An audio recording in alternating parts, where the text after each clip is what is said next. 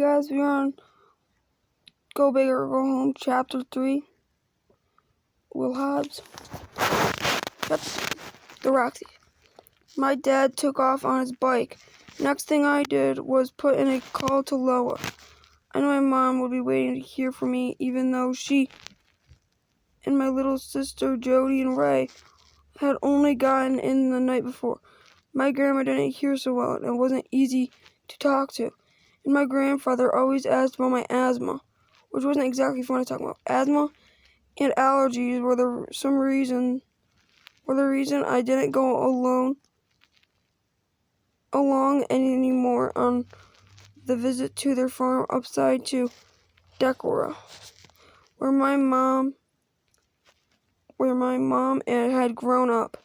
My grandparents must be living total dander factory 5 minutes, and I had to bail outside the pollen for all their flowers and field gets me as bad or worse.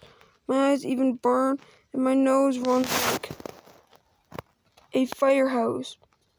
Just thinking about it, I was practically reaching for my inhaler with answers when their answering machine came on.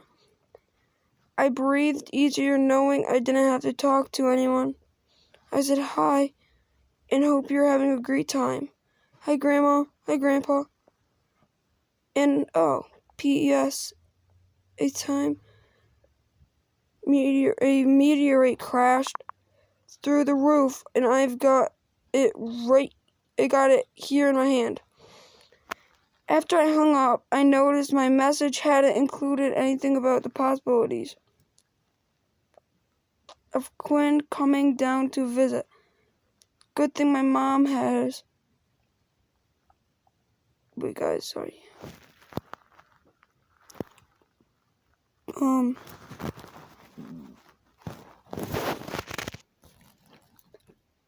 Good thing my mom has always been a little suspicious of us when we got together.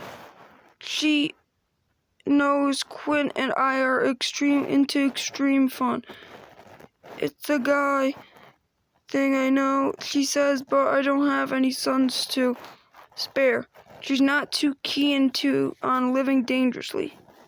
My dad's more philosophical about it. Once he told me that he and Uncle Jake used to explore abandoned gold mines around Lead when they were teenagers. It was incredibly dangerous, he said, and incredibly stupid. It was only by dumb luck they hadn't gotten killed. Here's how he summed it up. I'm telling you this so you won't repeat my mistakes. Adolescent shouldn't be a fatal condition, son. Just a bumpy ride you can get off of when it eventually slows down, so promise me you won't do anything that stupid. At that moment, I couldn't think of any more stupid than exploring abandoned gold mines. Sure, Dad, I promise. I went outside with my meteorite and my sneakers.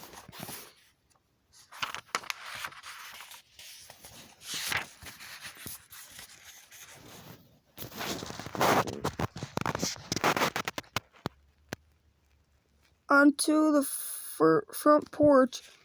Wait, guys, onto the front porch and down the steps into the sunshine. I was going to shoot some hoops to kill time. I set the space rock among the granite river rocks that outlined my mom's flower bed. Then sat on the porch.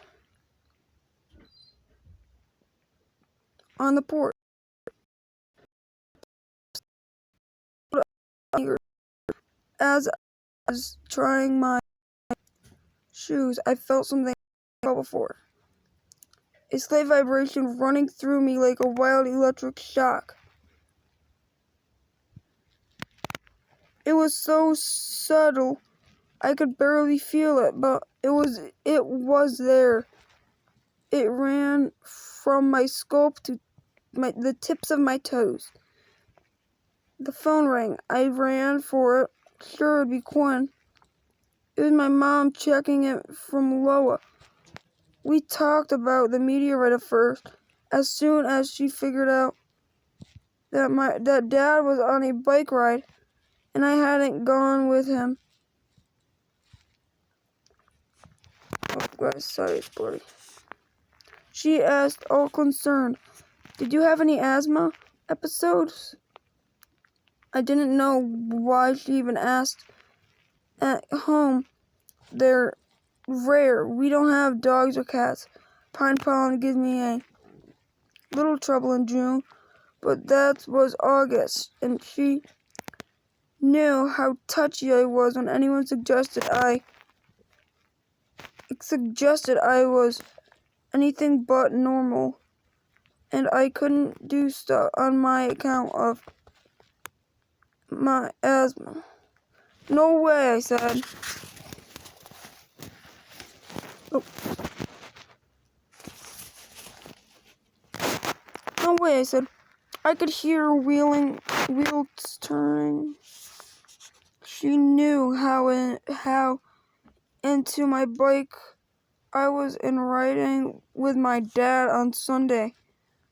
Something had to be going on. Is something wrong? She asked. That's when I had to cough it up. I told her I was waiting for Quinn to arrive. It's not a sure thing, I said, just an outside possibility. If Quinn does come and you two are hanging out, I'll be gone for 2 weeks and your dad will be at work. Just remember what, Mom? You take care of yourself. Cool it on the extreme stuff, okay? And wear my helmet. No problem, Mom.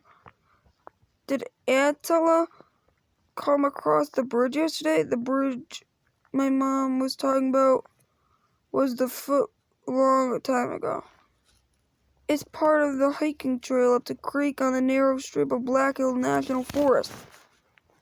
That separates our place from caverns. Caverns, Turkestan. Haven't seen a hide nor hear him. I reported this isn't a good developed. Our team are coming across the bridge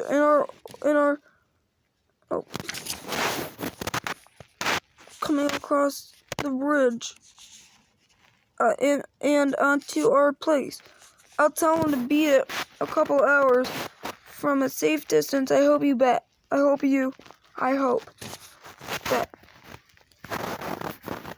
we sign off. Attila was on a strange tear all night. There was no telling what had gotten into his head. He's been stealing the river rocks from the border of my mom's flower bed. It was crazy. They had to weigh 4 or 5 pounds, and they could do more than a mouthful. Even for Goliath of a dog like him, 3 times my mother had seen him steal one. We were hoping Attila would just quit dealing with the caverns was tricky. And we didn't like to rattle there.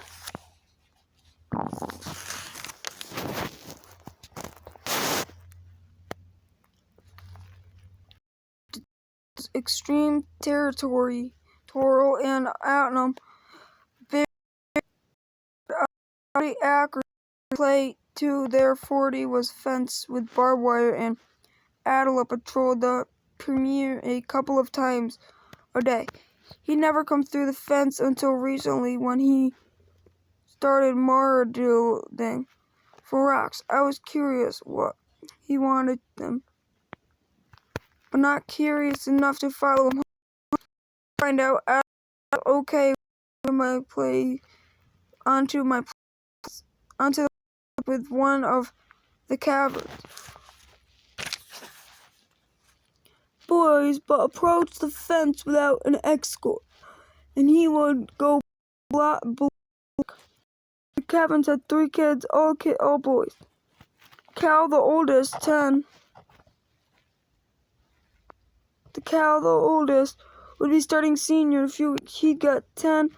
His driver back at the beginning of summer. After spending most of his junior year on probation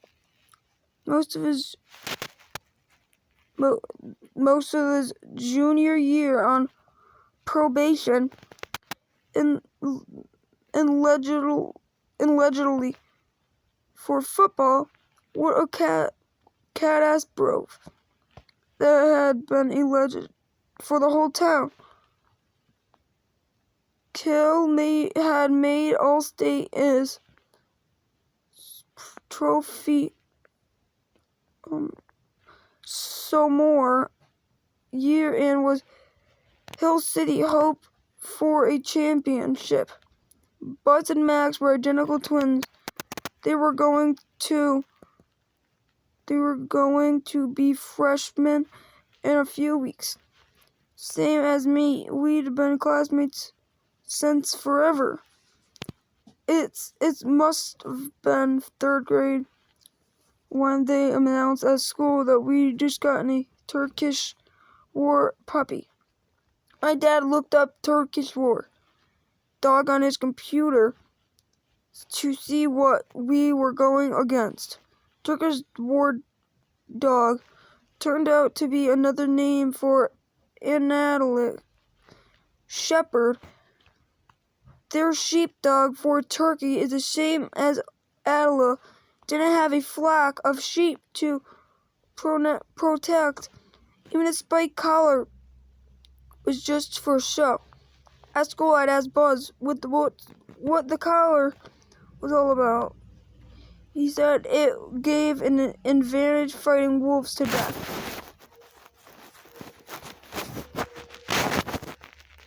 The wolf can't grab or of the dog's throat. As everyone knows, there aren't any wolves in Black Hill. Not to mention grizzly bears or even black bears. There used to be, but they were all killed out. I'd ask Buzz why they were called war dogs. Back in Turkey, he explained, they used to use in combat for centuries. It would have been cool. Max chimed in. If Max chimed in if they'd been in Black Hill during the time of pioneers, they could have used them against the Six. Their carver boys came up with the kind of stuff back in my dad worked at Crazy Hobbs. The whole Cavern family was against the mountain statue of Six Chief, and everyone knew it. Unfortunately, I had a thing about their dad. Not that I ever made a peep about it, but it was around twins a lot, and they could sense the fear. I could help it that my dad was Cornux of Customer County. Ever since the day at school when some kids told me about doing autopsy with that, they meant I haven't been able to keep certain images out of my head. In fact, my worst nightmare me doing with me and the carver's father, and you can guess what he's doing to me. I'd never been able to shake it. Carver's, what a probably nice name he attached to someone. who just sacks people for a living, and it makes pictures in your mind, or is it just me? Quinn says I think about it too much. He's right about that. Let's leave it at this. The Carver's twin I had very much